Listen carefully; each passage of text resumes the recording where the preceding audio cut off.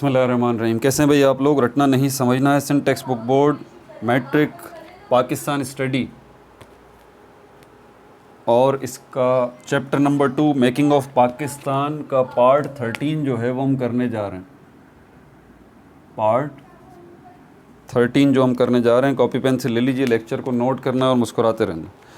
ये पार्ट 1 में हम सारा ओवरव्यू देख चुके।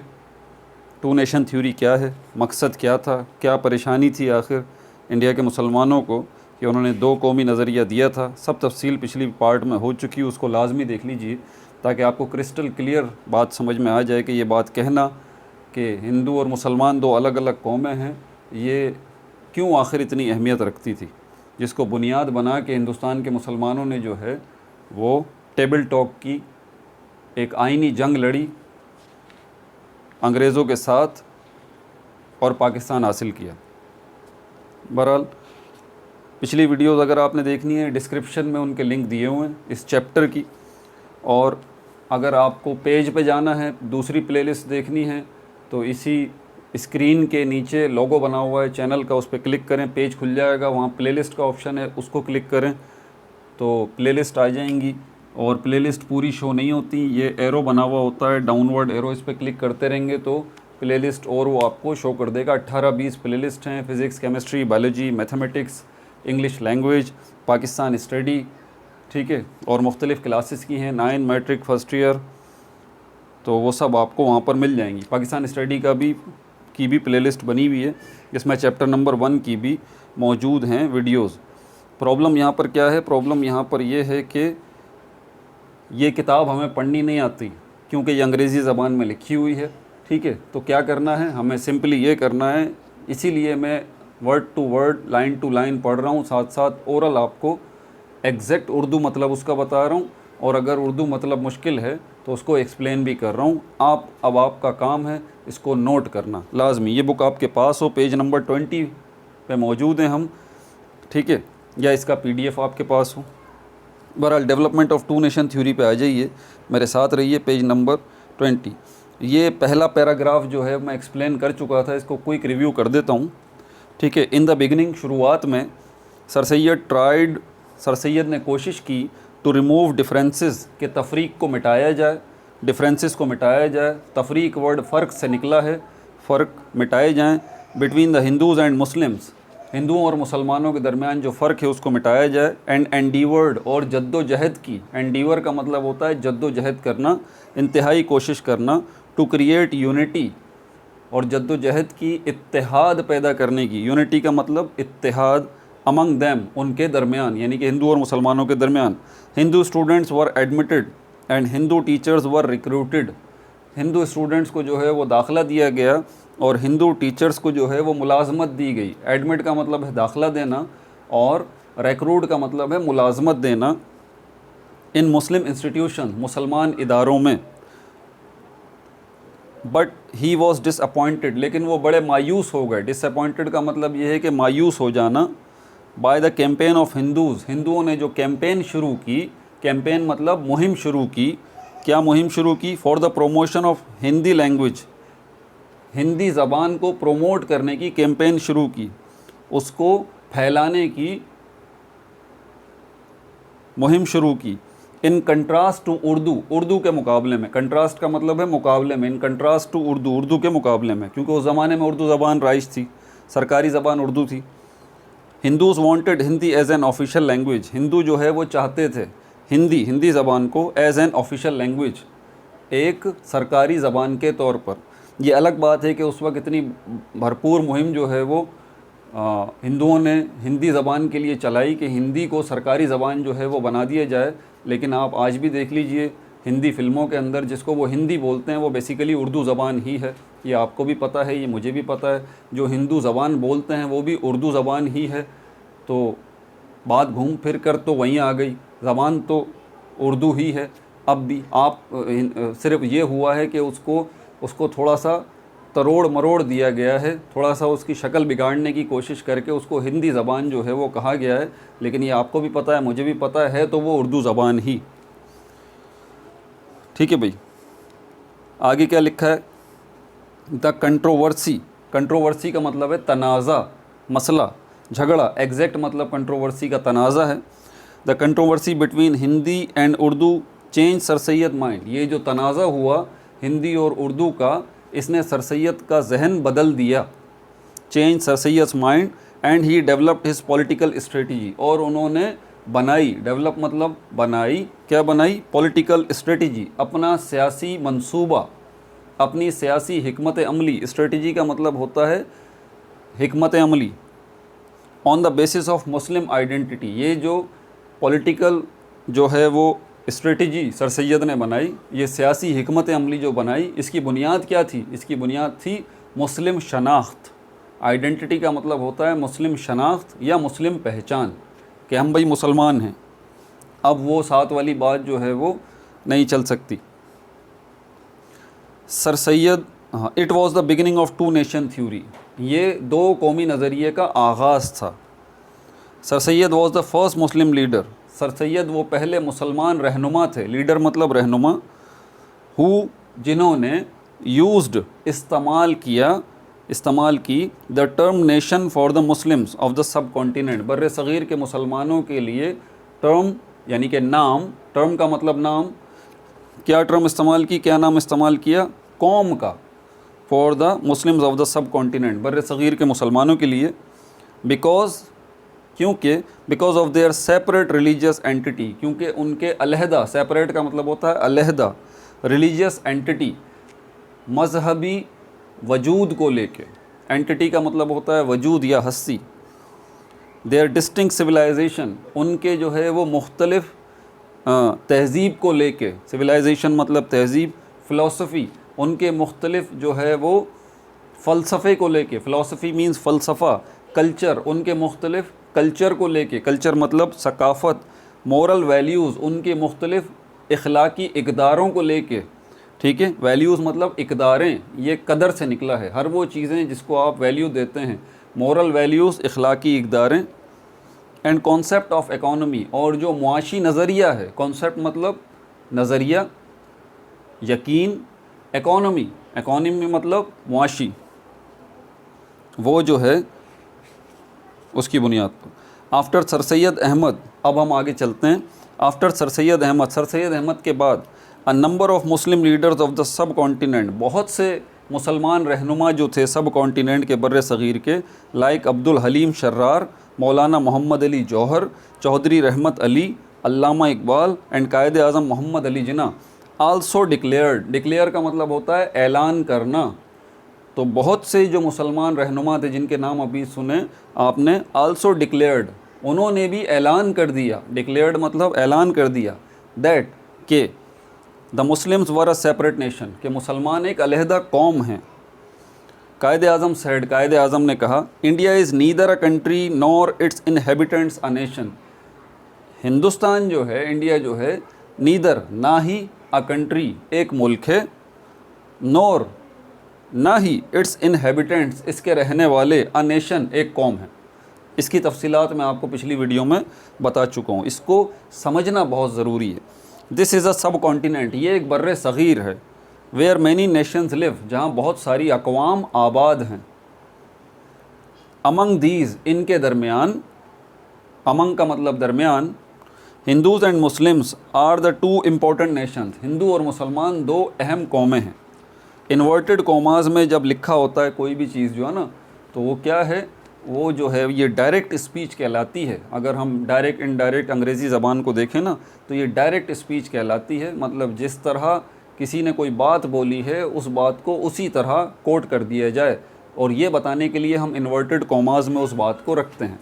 तो ये कायद आज़म के मनोवन अल्फाज हमने यहाँ कोट किए हैं, डायरेक्ट स्पीच ली है, इसलिए इसको इन्वर्टेड कॉमास में लिखा है। In a number of addresses, addresses का मतलब होता है खुतबात, खिताब जो किए। In a number of addresses, बहुत सारे खुतबात में, खिताबात में, कायद आज़म स्ट्रेस्ड, कायद आज़म ने ज़ोर दिया, दैट के the Muslims should not be treated, मुसलमानों के साथ बर्ताव नहीं करना चाहिए, मुसलमानों के साथ सलूक नहीं करना चाहिए। ट्रीट का मतलब होता है बर्ताव करना या सलूक करना। Muslims should not be treated, मुसलमानों के साथ बर्ताव या ऐसा सलूक नहीं करना चाहिए, एज आ माइनॉरिटी, अक़लियत की हैसियत से। एज़ का मतलब है हैसियत, माइनॉरिटी का मतलब है अक़लियत। अक़लियत की हैसियत से आप मुसलमानों के साथ बर्ताव न करें, जैसे कि एक मुल्क के अंदर होता है। मेजॉरिटी और माइनॉरिटी नहीं, ऐसी कोई बात नहीं है, ये मुल्क नहीं है, ये सब कॉन्टिनेंट है। रादर, रादर का मतलब है यहाँ पर एग्जैक्ट, इसका जो है वो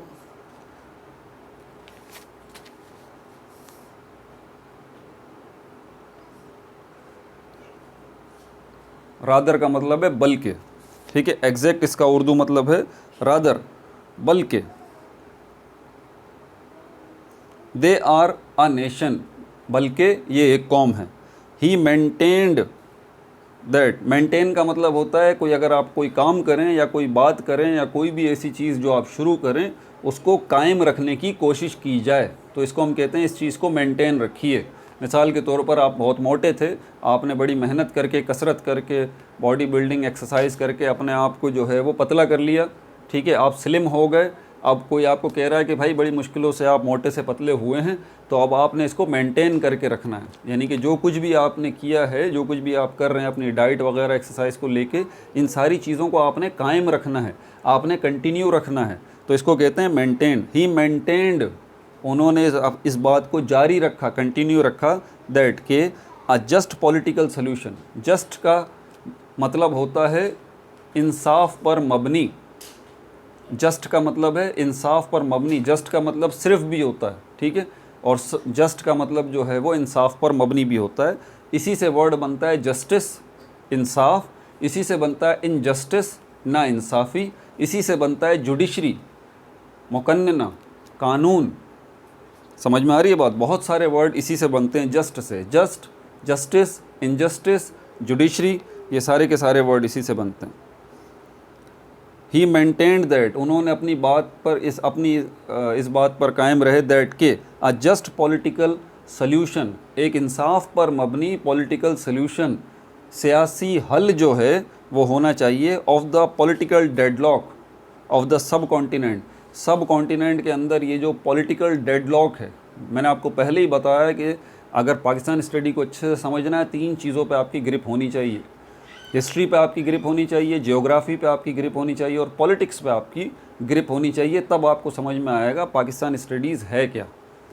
और पिछली जितनी वीडियोस में अभी तक मैंने बनाई हैं, चैप्टर नंबर 1 की और ये जो भी चैप्टर नंबर 2 चल रहा है, इनमें मैं ये 2 टास्क ऑब्जेक्टिव की कोशिश कर चुका हूँ, उनको मैं बना चुका हूँ। इन वीडियोस में मैं सारी हिस्ट्री भी आपको बता चुका हूँ और मैं ज्योग्राफी भी आपको सिखा चुका हूँ। अगर आपको ये सब समझना है तो पिछली वीडियो देखनी पड़ेंगी।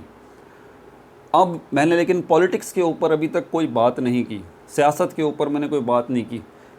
अब करने जाऊंगा इसी चैप्टर के अंदर, क्योंकि आपको जब तक पॉलिटिकल सिस्टम का समझ में नहीं आएगा, डेमोक्रेसी क्या होती है, पार्लियामेंट क्या होता है, अपर हाउस क्या होता है, लोअर हाउस क्या होता है, एमएनए क्या होता है, एमपीए क्या होता है, और गवर्नमेंट जो है वो फेडरल गवर्नमेंट क्या होती है, प्रोविंशियल गवर्नमेंट क्या होती है, लोकल गवर्नमेंट क्या होती है, इन सारी चीज़ों का जब तक आपको क्लियरली पता नहीं चलेगा, तब तक आप समझ ही नहीं पाएंगे इस बात को कि बग़ैर एक गोली चलाए मुसलमानों ने, बग़ैर कोई लड़ाई झगड़ा किए, कैसे जो है वो अंग्रेज़ों को इस बात पर मजबूर कर दिया कि भाई हिंदुस्तान से आप चले जाइए, और जाने से पहले हिंदुस्तान की तकसीम कर जाएं आप, कि जहाँ पर मुसलमानों की अक्सरियत है जिन सूबों में, उन सूबों को मिला के आप जो है एक मुल्क पाकिस्तान बना के चले जाएं।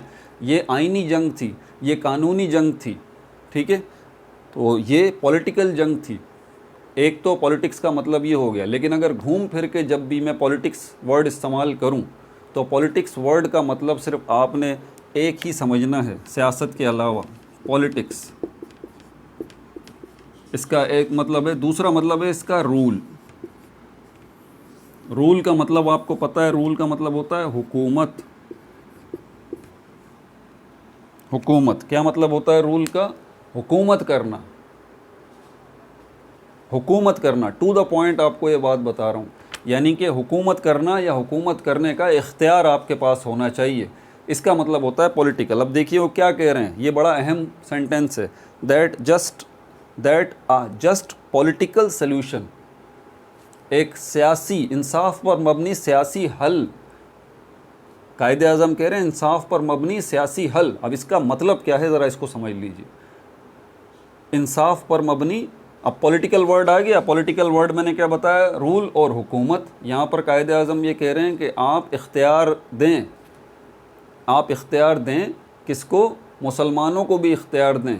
जहाँ जहाँ जिन जिन सूबों में मुसलमानों की हुकूमत है, वहाँ पर जिन जिन सूबों में मुसलमानों की अक्सरियत है, उन अक्सरियत वाले सूबों में मुसलमानों को पावर दें आप, कि वो उस सूबे का निज़ाम अपनी मर्ज़ी से चला सकें। देखें पहले तो ये नहीं होता था ना, अंग्रेज़ ने हिंदुस्तान पर कब्ज़ा किया है तो हिंदुस्तान के सारे सूबों पे कब्ज़ा किया है।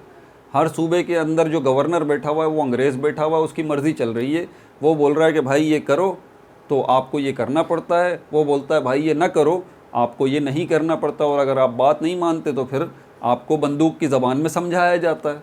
इसको कहते हैं हुक्मरानी, इसको कहते हैं रूल, इसको कहते हैं पावर, ठीक है, और इसको पॉलिटिक्स कहते हैं, ठीक है, पॉलिटिकल सल्यूशन। लेकिन एक तो वो बंदूक वाली होती है, उसको पॉलिटिकल नहीं कहते, ये बात जहन में रखिएगा। ऐसी हुकूमत जो बंदूक के ज़ोर पर हो, ठीक है, वो उसको पॉलिटिकल हुकूमत नहीं कहते। पॉलिटिकल हुकूमत वो होती है जिसमें अवाम जो है वोट कास्ट करते हैं और ये बताते हैं कि भाई हमें ये पार्टी सूट करती है और इस पार्टी से हमें उम्मीद है कि ये हमारे लिए बेहतरी के कोई इक़दामात करेंगे, तो अवाम वोट कास्ट कर देती है उस पार्टी के हक़ में। वो पार्टी जो है उसके बाद अपने मेंबर्स में से एक मेंबर को वज़ीर आला बना देगी, चीफ़ मिनिस्टर बना देगी। मैं वज़ीर आला और चीफ़ मिनिस्टर का वर्ड इसलिए इस्तेमाल कर रहा हूँ क्योंकि उस ज़माने में इंडिया में, उस ज़माने में सूबे मौजूद थे, ठीक है, और सूबों के अंदर जो होता था पावरफुल शख्स, जैसे आज का वज़ीर आला होता है, उस वक्त गवर्नर होता था। समझ में आ रही है बात आपको? और पूरे मुल्क को जो चला रहा होता था, आजकल कौन होता है, वज़ीर आज़म, उस वक्त होता था गवर्नर जनरल। समझ में आ रही है बात? तो अंग्रेज़ की जगह गवर्नर मुसलमान को ही लग जाएगा तो अंग्रेज़ तो कुछ भी कर रहा है, लेकिन मुसलमान जब आएगा तो मुसलमान गवर्नर को लेके कौन आया, इलेक्शन के ज़रिए मुसलमान लेके आए हैं, क्योंकि मुसलमानों को उन पे भरोसा है, वो भी मुसलमान है। इसी तरह हिंदू जो है वो हिंदू को लेके आए हैं क्योंकि उनको उस पर भरोसा है, वो हिंदुओं के वेलफेयर के लिए काम करेगा गवर्नर अपने सूबे में, और मुसलमान अपने सूबे में जो है वो मुसलमान गवर्नर अपने सूबे में मुसलमानों की फलाह बहबूद के लिए काम करेगा। मुकम्मल हुकूमत उसको सूबे में मिल गई, मुकम्मल रूल उसको सूबे में मिल गया, मुकम्मल पॉलिटिक्स उसको सूबे में मिल गई। सिर्फ ये एक वर्ड को मैंने इतना एक्सप्लेन किया। आपको समझ में आई जो कायदे आज़म बात कर रहे थे, वो क्या कह रहे थे? That a just political solution, इंसाफ पर मबनी सियासी हल, ठीक है, सियासी हल। अब आप बात समझ में आई आपको? क्योंकि पॉलिटिक्स की बात आती है ना, पॉलिटिकल वर्ड की बात आती है तो हमारा जहन फ़ौरन मुंतशिर हो जाता है। बदकिस्मती से हमें ऐसी सियासत का वास्ता पड़ा है जब से आँख खोली है, जिसमें लाकानूनियत है, करप्शन है, झूठ है, धोखा है, सुहाने ख्वाब हैं। ये सारी की सारी दास्तानें बचपन से सुन के जवान हो गए हम, लेकिन हमें अभी तक कोई ऐसा जो है वो शख्स नहीं मिला जो कि वाकई हमारा ख्याल रख सके, आवाम का, पब्लिक का। तो इसीलिए पॉलिटिक्स का वर्ड आते ही जो ना हमारा माथे पे बल पड़ जाते हैं, हमारी जो है नफ़रत शुरू हो जाती है। तो इससे अपने माइंड सेट को ज़रा बदल के इस चीज़ को ज़रा समझिएगा कि यहाँ पर उस ज़माने में कायदे आज़म जब ये कह रहे थे कि इंसाफ पर मबनी पॉलिटिकल सल्यूशन चाहिए, तो इसका मतलब क्या था ये मैंने बता दिया आपको। अगर अभी भी समझ में नहीं आया, वीडियो बैक करके दोबारा मेरी बात सुने, क्योंकि आगे आने वाले सारे लेक्चर्स इसी एक बात के ऊपर डिपेंड करते हैं। आगे क्या कह रहे हैं? That a just political solution, एक इंसाफ पर मबनी हल ही जो है, of the political deadlock. Deadlock का मतलब क्या होता है? डेडलॉक का मतलब होता है किसी चीज़ के अंदर तात्तुल आ जाना। तात्तुल, ते, आइन, तोएं और लाम, तात्तुल, ठीक है, इसको हम कहते हैं डेडलॉक, लॉक हो जाना। एक वो चीज़ होती है जो कि लॉक हो गई, एक वो चीज़ होती है जो कि डेडलॉक हो गई। लॉक और डेडलॉक, बात आपको समझ में आ रही है? तात्तुल वर्ड किससे निकला है? मुअत्तल से। तात्तुल वर्ड किससे निकला है? मुअत्तल से। और इसका मतलब क्या है? तात्तुल, मुअत्तल का आसान सा मतलब है स्टॉप, रुक जाना। डेड लॉक, लॉक में क्या होता है? जब हम लॉक लगाते हैं तो क्या होता है? रुक जाती है चीज़, दरवाज़ा रुक जाता है, हिलता नहीं है, खुलता नहीं है, ठीक है। डेड लॉक, ये डेड का वर्ड जब आता है ना किसी भी दूसरे वर्ड के साथ, तो इसका मतलब होता है कि बिल्कुल कोई चीज़ बंद हुई हुई है। एग्जैक्ट उर्दू मतलब है इसका तात्तुल, मुअत्तल इससे निकला है ये। अब क्या बोल रहा है, पॉलिटिकल डेडलॉक, सियासी तात्तुल जो आ गया है, पॉलिटिकल डेडलॉक, पॉलिटिकल डेडलॉक, सियासी